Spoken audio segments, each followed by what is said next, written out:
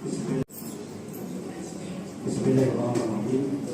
Assalamualaikum warahmatullahi wabarakatuh. Alhamdulillah, wassalatu wassalamu ala rasulillah wa ala alihi wa sahbihi wa mawalah. Asyhadu an la ilaha illallah wahdahu la syarika lah wa asyhadu anna Muhammadan abduhu wa rasuluh la nabiyya ba'dah. Pertama-tama mari sama-sama kita panjatkan puji syukur kehadirat Allah Subhanahu wa taala, karena dengan putra dan iradahnya lah pada malam yang berbahagia ini kita telah dapat hadir di musala Baitul Qadar ini dalam rangka melaksanakan rutinitas ibadah yang kita lakukan pada malam-malam di bulan Ramadan. Dan alhamdulillah pada malam yang berbahagia ini kita sudah memasuki malam ke-10. Artinya satu hari lagi kita sudah dapat menyelesaikan fase pertama di bulan Ramadan tahun ini. Mudah-mudahan kita diberi kesempatan untuk memasuki fase kedua dan fase ketiga.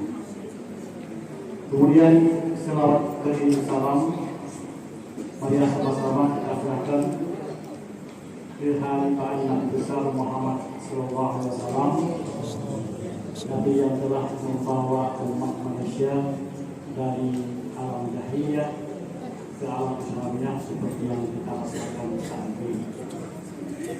Yang saya hormati para jamaah salat Isya Tarawih Jami'in yang hadir di musala Baitul Qadar pada malam yang berbahagia ini. Akhir-akhir ini kita sering mendengar berita-berita yang sangat memprihatinkan kita yang terjadi di seputaran kita. Tiba-tiba beberapa waktu lalu kita mendengar ada aksi geng motor, di mana para geng motor itu didominasi oleh anak-anak yang masih duduk di bangku sekolah, apakah di SMP ataupun di SMA.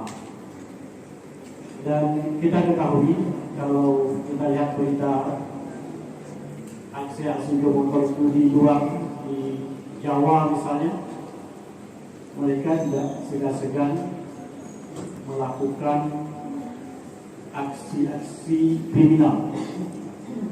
Bahkan ada yang melakukan pembunuhan terhadap orang lain yang tidak bersalah. Selain itu juga kita tiba-tiba ada berita tentang aksi pembegalan, begal, dan itu terjadi. Yang viral kemarin itu terjadi sangat dekat dengan kita, yaitu di daerah Impuk dan daerah Impuk sekitarnya, dan itu sangat dekat dengan kita. Kemudian juga ada berita tentang pembunuhan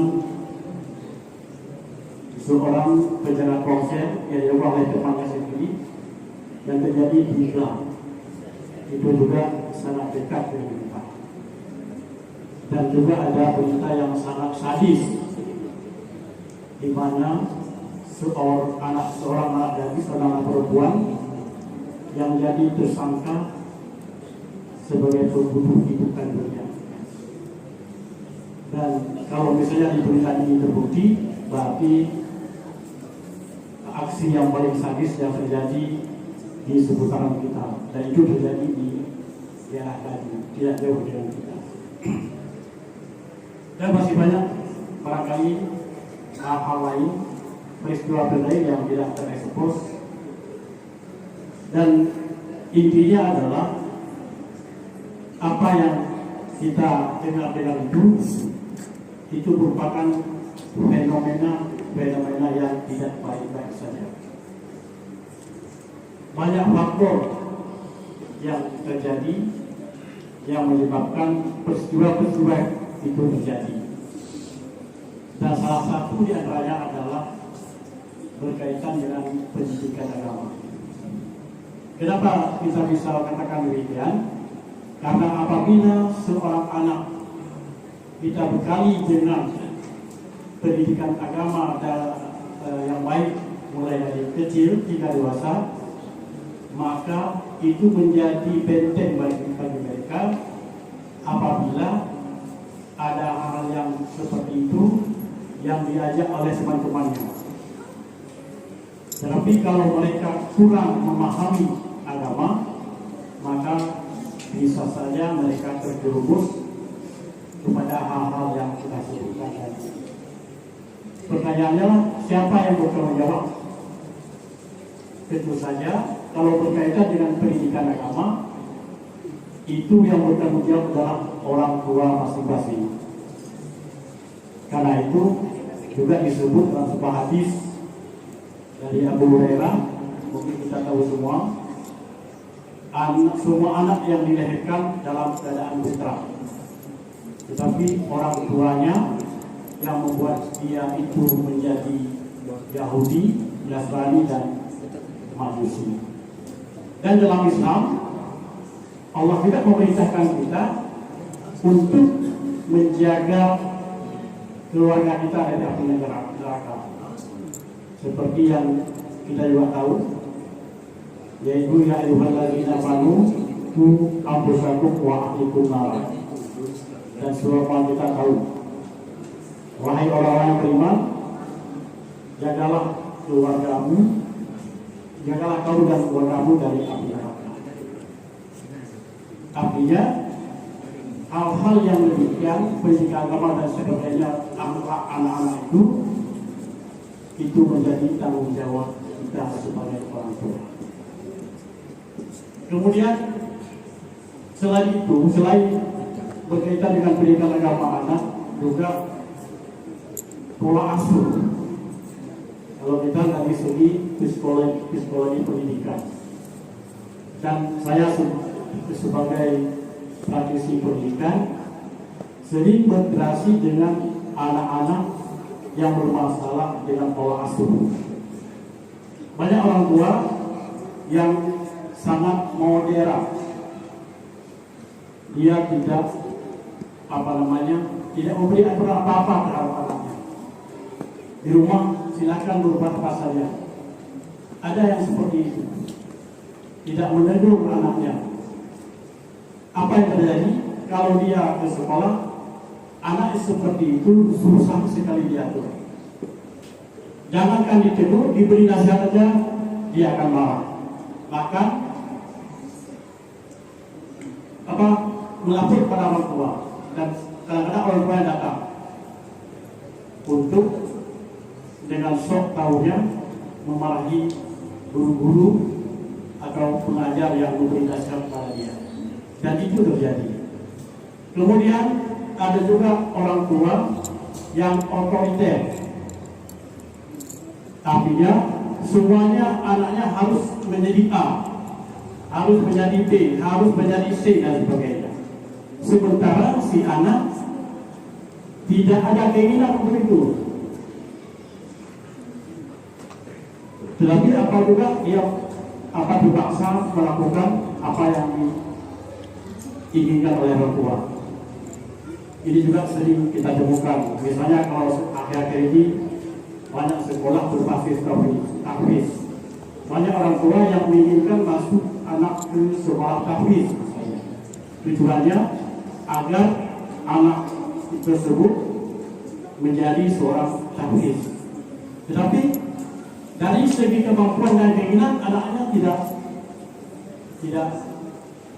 ada keinginan, tetapi dipaksakan juga. Maka yang terjadi adalah tidak sesuai yang diinginkan.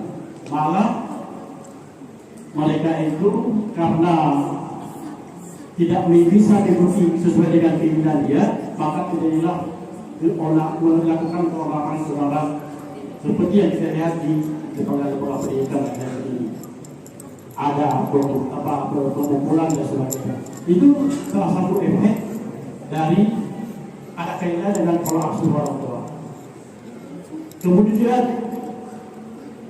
apalagi kalau orang tua tidak harmonis, itu sangat mempengaruhi psikologi anak-anak. Maka oleh karena itu, karena anak-anak itu tanggung jawab kita sebagai orang tua, maka seharusnya kita harus memahami mereka. Selain kita memberi pendidikan agama yang benar, juga pola asuh yang sesuai dengan keinginan anak-anak. Kenapa kita ingatkan hal demikian? Karena kita tahu bahwa anak-anak itu adalah aset bagi orang tuanya, deposito. Karena seperti yang telah kita tahu juga bahwa ada 3 yang membantu kita setelah kita meninggal nantinya. Salah satu di antaranya adalah anak yang soleh. Anak yang soleh tidak perlu harus menjadi seorang ulama, tidak harus menjadi seorang tentu atau ustaz. Tetapi bagaimana kita membina mereka pada jalur agama sehingga mereka tahu untuk mendoakan kepada orang tuanya ketika orang tua tidak lagi. Bagaimana kita harapkan pada anak yang tidak soleh jangankan berdoa kepada kita, untuk dirinya sendiri tidak bisa. Dan yang paling dasar lagi ketika nanti di yaumil mahsyar, anak-anak berhujjah, berargumentasi nanti bahwa mereka itu tidak diberi pelajaran agama oleh orang tuanya. Dia akan mengadu pada Allah Subhanahu wa taala bahwa selama hidupnya dia tidak diajarkan salat misalnya, tidak diajarkan membaca Al-Quran dan sebagainya, sehingga pada akhirnya orang tua yang harus menanggung karena kealpaannya di dunia ini. Maka oleh karena itu, ketika kita masih ada kesempatan, maka jangan sia-siakan anak. Dan apa yang kita sebutkan tadi, peristiwa-peristiwa yang kita sebutkan tadi, mudah-mudahan menjadi sebuah renungan bagi kita, sehingga mudah-mudahan keluarga kita baik-baik saja. Barangkali hanya ini yang dapat kami sampaikan. Lebih dan kurang kami mohon maaf. Yang benar datang dari Allah, yang salah karena kehadiran guru saya. Bila itu hidayah, wassalamualaikum warahmatullahi wabarakatuh.